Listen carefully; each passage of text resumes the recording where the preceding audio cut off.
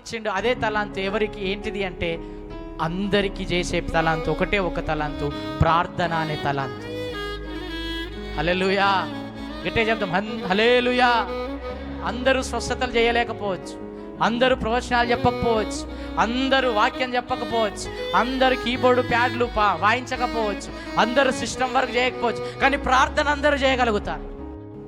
అవునా కదా? అవునా కదా? ప్రార్థన అందరూ చేయగలుగుతారు.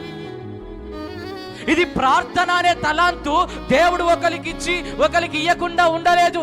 అందరికీ దేవుడు ప్రార్థన అనే తలాంతునిచ్చినాడు. ఒకటే ఒక మాట చెప్తున్నా, అప్పులున్నాయి, మా శరీరంలో బలహీనత ఉంది, మా శరీరంలో అస్వస్థత ఉంది, మా ఇంట్లో ఆరోగ్యాలు బాగలేవు అంటే ఒకే ఒక్క మాట, నువ్వు మోకరించి ప్రార్థించు, నా దేవుడు సంపూర్ణమైన విడుదల నీ ఇంట్లో కలుగజేయునుగాక. హల్లెలూయా, గట్టిగా చెప్తాం హల్లెలూయా, హల్లెలూయా. అక్కడ ఆ స్త్రీ ఎవరైతే ఉన్నారో ఆ స్త్రీ వెళ్ళి ఎంత నూనె తీస్తే అంత నూనె ఊరుతున్నట్టుగా నువ్వు ఎంత ప్రార్థిస్తే అంత ప్రార్థన బలము నీకు ఇస్తాడు దేవుడు. నువ్వు ప్రార్థన చేస్తూ ఉండగా నీ లోపల నుంచి జీవ జలములు ఊరునుగాక, ప్రార్థన అభిషేకము ఊరునుగాక.